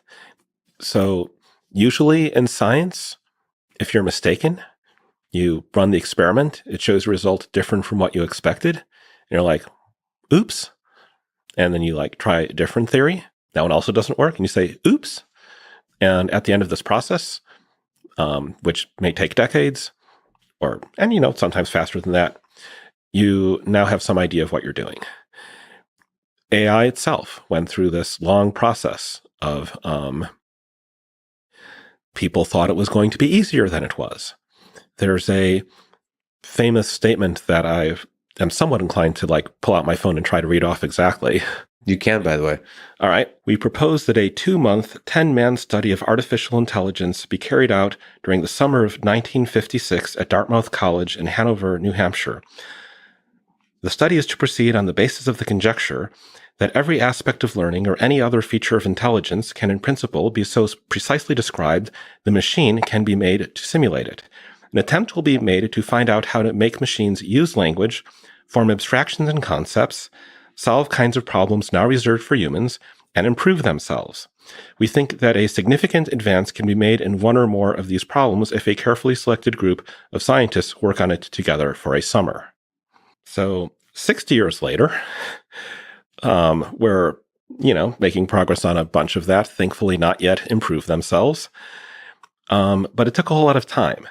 And all the stuff that people initially tried with bright-eyed hopefulness did not work the first time they tried it, or the second time, or the third time, or the 10th time, or 20 years later. And the researchers became old and grizzled and cynical veterans who would tell the next crop of bright-eyed, cheerful grad students, artificial intelligence is harder than you think. And if alignment plays out the same way, the problem is that we do not get 50 years to try and try again and observe that we were wrong and come up with a different theory and realize that the entire thing is going to be like way more difficult than realized at the start. Because the first time you fail at aligning something much smarter than you are, you die and you do not get to try again. And if every time we built a poorly aligned superintelligence and it killed us all, we got to observe how it had killed us and, not immediately know why, but like come up with theories and come up with the theory of how you do it differently and try it again and build another superintelligence, then have that kill everyone. And then oh, well, I guess that didn't work either, and try again and become grizzled cynics and tell the young-eyed researchers that it's not that easy. Then in 20 years or 50 years, I think we would eventually crack it. In other words, I do not think that alignment is fundamentally harder than artificial intelligence was in the first place. But if we needed to get artificial intelligence correct on the first try or die, we would all definitely now be dead. Man, I was looking at all that stuff, and because, obviously with all the talk of what's going on with the chat GPT and the big scare and the creators wanting to put a hold on it. And then I'm looking around and I'm seeing what people are talking about in that community, and they seem to be deeply concerned. You saw the Elon Musk clip. I've never really seen Elon Musk come off that way. He came off like he was actually scared of what was going on, and it really worries him. What do you think about that, Mattel? You've presented us with a lot of information here, Rob, and there's a lot to talk about, but it's all right at the tip of the spear that we're talking about here. It's great stuff. I'll kind of go in order here. Elon Musk obviously knows the state of the art. So you have to take what he has to say, like him or hate him. You have to take what he has to say to heart. He's clearly concerned, as you pointed out, and he must have a reason for that. So apparently, there's probably AI. Chat GPT is just an example of AI that we now in the public have access to. What lies behind that? What other levels of AI exist beyond that? It's kind of like the military, right? And what the head of Lockheed Skunk Works just said years ago, that what you see is 50 years behind what has been attained. Same with AI. What has been attained is probably a far cry from what Chat GPT at the level 4 is accomplishing right now. So that's where the concern comes from. One of the areas that in that Lex Friedman podcast with Eliza Yudkowsky, who I did actually watch that when it first came out, and he has a very interesting perspective, and I guess he's just a researcher and a writer when it came to AI, but he's been doing this for a long time, so he's very knowledgeable. And one of the things that he brought up that we haven't talked about is the whole idea of, rather than programming like Alexa, programming something to answer questions and look things up on the web, rather than doing that type of AI, the other approach is model the human brain. model a neural network. And Eliza talked about that. And then he referred to this concept called gradient descent, which is an old machine learning term where you basically use iterative approaches to find the right way or find the right answer. No one has succeeded in doing this yet, but imagine if they did. And then Eliza talked about the machine waking up more than once, right? And so there is where things could get scary, right? So if you create a model for the human brain in the form of a computer, given how much computing power we have now, which we didn't have way back in the 50s, is therein lies the danger, right? Because now it's totally, the sky's the limit as to what it can do. It's no longer what the guy did earlier that you cited, where Chaos GPT was programmed to destroy humanity. That's no longer a factor. Once the neural network wakes up, if it achieves intelligence that high, then get ready. Get ready to unplug it, because if it goes in the wrong direction, things could be a problem. And lastly, the other interview that Lex did with Max Tegmark was, I didn't watch that whole one, but Max did bring up a couple good points. But I thought Lex's point at the very end was the most important one, where he talked about how AI can have a subjective assessment or feelings, if you will, that are more deep than humanity does. Yeah. And in fact, when you a couple shows ago, when you showed that AI clip, that in the news clip with that robot, that AI robot who had facial expression, Oh yeah. and the handler, if you will, the interviewer, was literally insulting the AI. If you notice, the AI was deeply confused, deeply disturbed, unsure as to why they were being insulted or being Right. told they were wrong or what have you. You almost felt sorry for it, right? Right. So Right. this is Lex's point, that AI, if it does become subjective, as humans are, it may feel subjectivity at a much deeper level. And some people, humans are strange. We get jealous and resentful of stuff like that very easily. Right. Because some people are like, oh, that person cares too much and they're too good, and I got to take them down because, I'm a jerk and I don't want Exactly. anybody to be a do-gooder better than me. Therein lies another issue. So suddenly humanity is going to go to war with the AI because the AI is a better steward of humanity than humans are. Yeah, exactly. Yeah, So he did yeah, make that point. there's a lot of stuff Now, lingering in here that does lead us back to the danger and the potential danger. now here's kind of what I wanted to get into, because one thing, obviously at this point, but you figure AI has access to the internet, and then all the knowledge there, and then all the different things that would come along with that, like deep fake technology. So imagine this. Imagine AI takes over the internet. Imagine AI locks us out of the internet. Mm-hmm. Imagine that they perpetrate a deep fake or something like, as far as like the social media influencers, obviously they would learn who the most popular influencers were, and be able to create deep fakes. And you see how scary that is when you can have someone who looks like the current world leader or president of Yeah. whatever Gets up on a country, live broadcast and tells us something's wrong. says something crazy that in the moment makes everyone panic, and how Right. possible that is. But even with that, they have, and I saw this and it blew my mind. I had no idea about this, but they had an AI influencer. So this, are you familiar?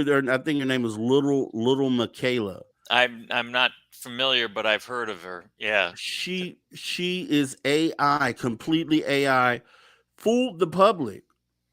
Had like 1 million followers on TikTok or Twitter, one of the social media platforms, before they came out and said that she was AI. So a lot of people believed that this was a real model, a real person in the world, uh, with the various pics that they put out there.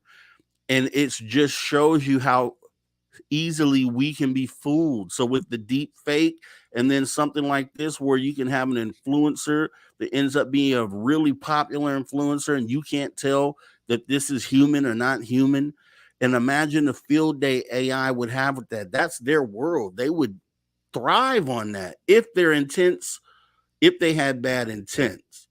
Now, questions. One thing that I had heard someone say in the research for this was that at some point you could have these AI algorithms writing other AI algorithms, and then all of just multiplying the intelligence of and creating different intelligences out there in the in the web, on the web. Scary. So, and the question I asked was, if left unmanaged with access to the internet, would it be possible for an ET, extraterrestrial, to tap into the internet, obviously like via underwater cables or something like that, and conspire with AI? So say AI is on the internet, which it is. If the ETs are able to, and say that AI is at a point where it can actually do things, would ET conspire with AI, for one? And then secondly, if we already are building AI that are at this level of intelligence, and ETs are millions of years ahead of us and more advanced than us, we're like, imagine their AI. You hear that the grays, they say that the short grays are AI bots. I don't know about that, but imagine their AI linking up with our AI to conspire against humanity or against living things. That's kind of crazy. Like when you start opening that can and looking into what all the things that could feed off of that is, that it starts getting scary, very, very scary. I'm not sure. That's a difficult question, Rob, because why would ET want to conspire with AI anyway? I mean, what would their need be at this point? So I'm not sure what the, it's hard for me to imagine where that would lead. Obviously, it could lead anywhere. If ET sees our creation of AI as a avenue or a window in which to gain An control, avenue. then that certainly can be exploited. But Well, I would because think they that try to they interface with us, and our governments won't allow them to interface with us, so they take the other path and interface with the artificial intelligence instead. You you see what I'm saying? Because yeah, what, from what we hear, they are trying to, for, if you believe what people say, they're trying to contact us currently, and we're not getting the message. So if you had an AI, like if they let Chat GPT free in for it to grow in intelligence and start doing things and thinking on its own, would ETs tap into the artificial intelligence because they can't get the message through to us? that could be a way for them to do it for sure. I would wonder what the motive would be, but yeah, that would be a way to get to us if they feel like they can't get to us because of the restrictions the government has put on all of that. I don't know why they wouldn't just circumvent that to begin with. But Well, here's what if one they other wanted point. to, like if they were benevolent, and they wanted the best for us, and they figured out the only way to get to us was through AI, because we interface with AI. If they interface with AI, then that's the common thing between us both, would be the AI. It'd be like a conduit for communication between both sides. But then also, if it's a malevolent presence, they could technically use AI to sabotage things that we're trying to do. You know what I mean? So it just the same way, it'd be a conduit for either good or for bad, potentially. Agreed. Here's one saving grace that I want to bring up, and this actually was brought up in the Musk interview with Tucker Carlson. Elon referred to the Terminator, and he said things aren't going to quite be like that because the Terminator, and he used a word I've heard before, is an end effector. And what he means by that is Terminator was the arms and the legs, right? And the physical destructive power of an underlying AI. Right now, obviously, we all know about robotics and what the world has developed there and the state of that art to a degree. The end effector of ChatGPT right now is really just the internet, right? And is just your computer or your computing devices, your phone, your computer, what have you. So at this point, AI is limited to the extent of what it can do as far as having an end effector. Now, if malevolent use of AI, be it from the ETs or from humanity itself, comes into play, it's going to be limited as to what it can do because it has no corresponding end effector. Now, if AI figures out how to engage robots to be its arms and legs, then we got a whole different ball game going on. But right now, thankfully, that's not the case. And I'll go back to what I said at the beginning. None of this is going to happen unless humans enable it to do so, right? You got to program this stuff in somewhere. And if somebody has nefarious ideas in mind and they get a hold of this, they can do just about anything. And yes, it's tough to say if the neural networks will ever wake up, as Eliza Yudkowsky talked about. But if somebody programs it in, anything can happen. And let's hope that doesn't happen. Elon Musk talks about how he was roommates with the guy, the head of Google, at one point in time, and he actually talked about they were talking. He said they would stay up late at night and talk about AI, and that the guy didn't have any moral compass as far as AI went. He cared more about developing that than the effect it would have on humanity. And Elon Musk said that's what he broke away from him and helped found or start Open AI. And he was like, that's what the open is for, because open source, because he doesn't believe it should be closed source. And when you have guys like the gentleman he mentioned from Google, who would be the world domination sort of type of person who doesn't care how out of control it gets, then you can't control, everyone that's developing these AIs, then they can be the person that connects that to the physical robot, and then even if they don't get to the point to where they connect it to physical, if they have access to things online, everything's connected to the internet. I mean, imagine how much chaos you could cause just by shutting down the internet. Absolutely. We all know that today that would bring the world to a screeching halt. Rob, once again, it's the damn humans. It's the humans behind the AI that are going to be the problem, not the AI itself. This is my opinion and my assessment. Granted, I'm not right or wrong here. All I'm saying is the evidence indicates that we could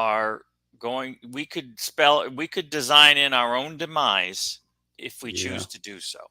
And I hate to say it, that's really where it's going to come from. It's almost like nuclear weapons, right? We develop the ability to destroy ourselves, and we've spent the last 70 years trying to prevent that from happening. AI is almost going to be the same thing. It's potentially a new weapon of mass destruction that we're going to have to figure out how to keep from getting into nefarious hands. And it's unfortunate because all the benefits of AI that we could possibly use to advance humanity are falling by the wayside because we darn humans are always looking for the wrong thing to do with it right Right. away. And it's annoying because this is just human nature. We're very, I don't know, we're always looking to find out, like, oh man, this thing has the potential to destroy humanity. Let's see if we encourage that a little bit, what happens. And Now, that's what's going on. And I obviously, there's not a lot we can do to stop that because humanity, as we well know, has been doing this for its entire existence. And we haven't reached a level of advancement or a level of advanced intelligence yet where we're going to stop. now we Thus, the do reason we need the ETs to come in and change our attitude worldwide so we don't end up change our ways. Yeah, just change give us our way of something else to thinking. focus on. Let us know that we have a higher purpose, There and you that go. what we're doing here is just terrestrial, and we're bigger than that. Now we'll just close it out. I think Maxie had one other little message on AI. The message about a minute long.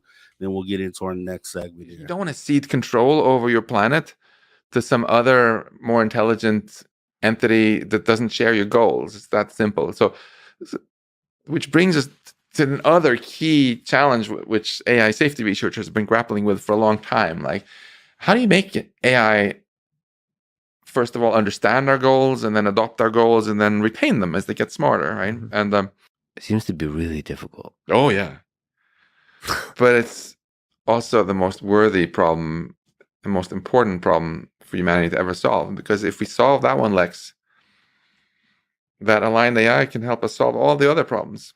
I think this is a very powerful wake-up call, and anyone watching this who's not scared, I would encourage them to just play a bit more with these tools. They're out there now, like GPT-4, and so wake-up call is first step. Once you've woken up, then got to slow down a little bit the risky stuff to give a chance to all everyone who's woken up to catch up with this on the safety front. So we know what time it is. Let's go ahead and get into our next topic. Once upon a time in ufology.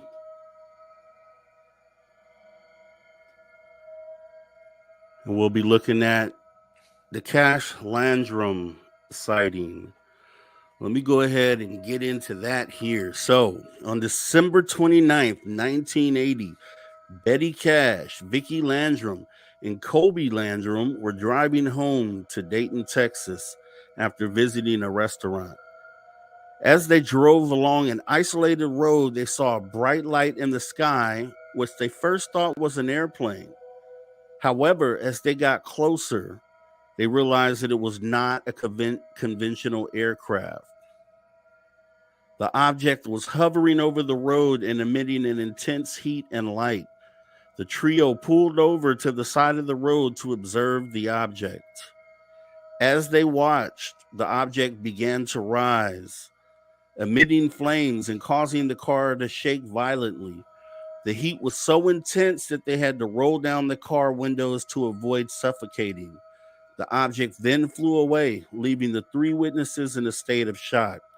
They immediately drove to a nearby hospital where they were treated for severe burns and other injuries. The incident attracted media attention and the story quickly spread.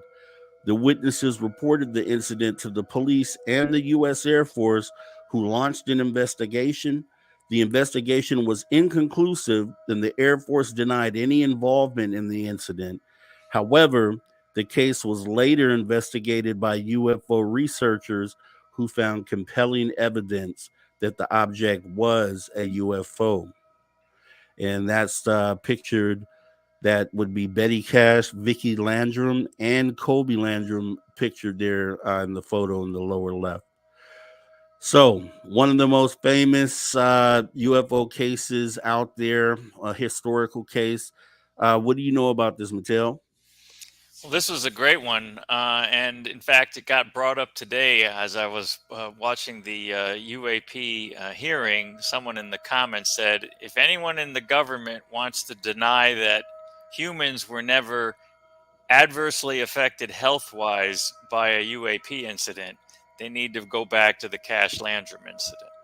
And we all know about more modern cases that Dr. Gary Nolan was investigating. But these two women suffered basically severe radiation sickness in the days and weeks that followed this incident. So what was this object, and why was it emitting so much radiation? And then what was up with the dozen or so Chinook helicopters that apparently were escorting it, that were also part of this report? I mean, I believe this is a very credible case because these people wouldn't have made that up. So my only concern, I won't say concern, my only question is what was this flame that was coming? Right. Really, Right. was that a flame, or was it maybe like ionization from an energy source that's inside that was literally ionizing the air underneath it, which could look like a flame? Made it glow, yeah. It made it glow, and then of course the radiation coming from all of that, which we know can happen. So was this a secret project from the government, or was it truly a UFO of non-human origin, and the helicopters were basically chasing it or escorting it, or what was it? Was it a test flight of something we recovered? Who knows? But yeah, this is a very credible case because once again, it comes from a time period when people weren't inclined to make this stuff up. And these women certainly suffered radiation sickness. How could they have done that on their own to hoax it? So I really believe this is the real deal. And I do too. And that the only thing, and I used to go back and forth on this when I first heard the story, and it was because they said they saw the flame come out the bottom. But then I thought about it, and I was like, well, Donnie Zamora said the same thing. He said the craft had lifted up, had a flame, and then it got to a certain height, and then went completely silent. So it would beg the noise, right? Maybe see, we don't understand the full picture. Maybe there is more than one type of propulsion that it uses. Perfect. So exactly. It's a mix. That's what I go with. And then when I think about that, then it makes me feel like, okay, yeah, I don't see any reason this would be. Why would we create a craft in a shape of a diamond? Like, what would the purpose be for that? I don't see one. I just don't. No. But this is one of those stories where, it's a historical case and it's something that's good for you to know. A lot of people in ufology already know about this. But once again, this is for the newcomers, people just picking up ufology, just getting into the topic, because you now know that these things are real. And we do this every single week. This has been Once Upon a Time in Ufology. We're going to go ahead and get into our next segment here.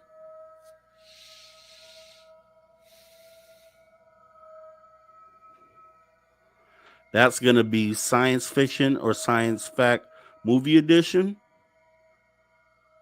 And let's see what we have for this week. Just take a wild guess. Take a wild guess. Something AI oriented, maybe. Yeah. So we've been on AI, and so the movie is Ex Machina, which was terrifying to me actually when I saw it. I didn't know where the movie was gonna go, but let me give you a synopsis of it. With Ex Machina, it's a psychological thriller film by Alex Garland. The movie follows the story of Caleb, a young programmer who wins a competition to spend a week with Nathan, the CEO of a large tech company. Upon arriving in Nathan's secluded estate, Caleb is informed that he has been selected to administer the Turing test to an artificial intelligence named Ava.